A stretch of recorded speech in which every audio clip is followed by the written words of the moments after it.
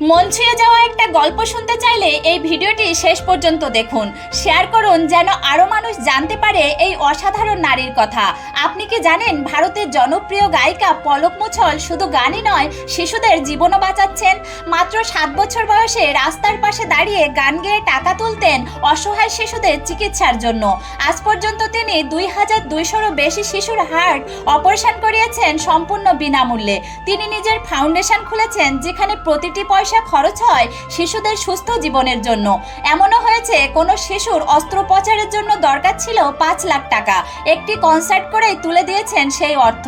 এমন আত্মত্যাগী মানুষের জন্য সমাজে জায়গা থাকতেই হবে, তাই না?